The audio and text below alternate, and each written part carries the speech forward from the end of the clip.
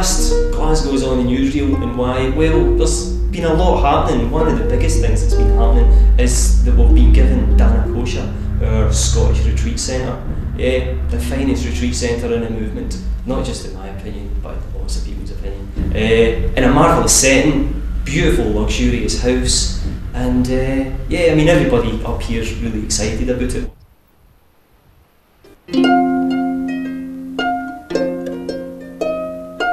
If you look at the place, if you look at the setting of the place, it's incredible, you know. Snow-peaked mountains, the loch in front, you know, the streams coming down the crags, you know, it's just an incredible place, incredible setting, an incredible sort of atmosphere and magic about the place. So we're very lucky to have it, and we've got it because one of our friends gave us it. Yeah, he's given us it free, more or less, on a lease for 5 years, which hopefully will be extended. So we're very lucky to have it, and it used to be a luxury hotel, so the place is fitted out splendidly, you know, complete with honeymoon suite and gold taps and central heating and all the rest of it. I think the place actually has got a touch of magic about it somewhere. Another big event in Glasgow this last wee while has been the big fire, the Great Fire of FWBO Glasgow, where Inc, both our businesses burnt down in Awana actually because they were both in the same building. So that was Inc Print and Design, our printing business, and Windhorse Publications, which is also based up here. And there was several turntable ladders and firemen surrounding the building, pouring thousands of gallons of water into it. So we knew from that point on that our business will just cease to exist. A couple of weeks later we did manage to get into the building, and most of the machinery, well, all of it in fact, was written off by water damage more than fire. So from that point onwards we started to look for new premises. Print and Design's been in existence now for 12 years. It started off as a cooperative, as most other right livelihood businesses began, and we've still maintained that structure. We staff 5 people. The insurance claim was quite big.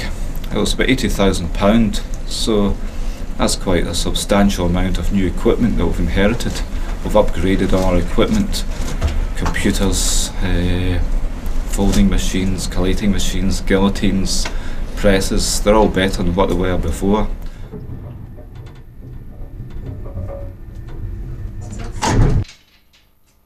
The fire at Renfield Street didn't only affect Inc, it also affected Windhorse Publications, which had been a part of Inc's premises for at least the last 10 years. We were already getting a bit too big for that premises, but well, it certainly precipitated a very quick move into these new premises here.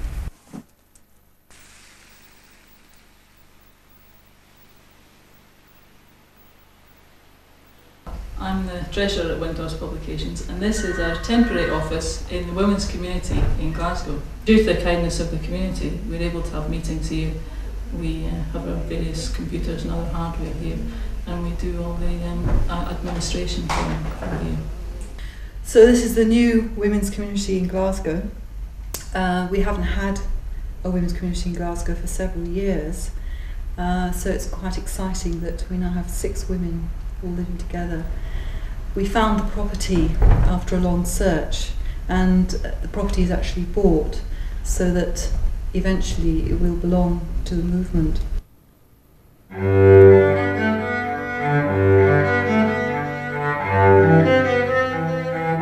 So having a community here, a women's community here, means that it can be a focal point for women within Glasgow, and also just provide inspiration.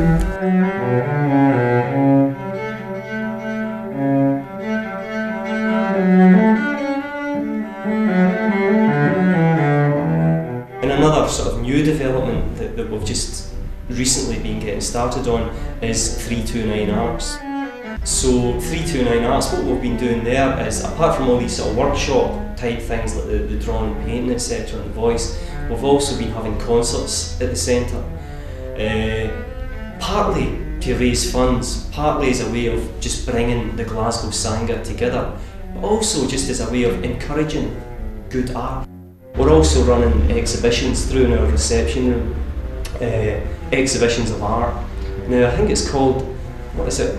Western Buddhist Art and Art by Western Buddhists. So we've had people from all around the movement displaying their paintings, masks, photographs, all sorts of things. The exhibition at the moment is by Damarati. It's photographic portraits of people around the LBC. So there's been a lot of new developments in Glasgow and in Scotland really. What we're trying to do here is create a Sangha.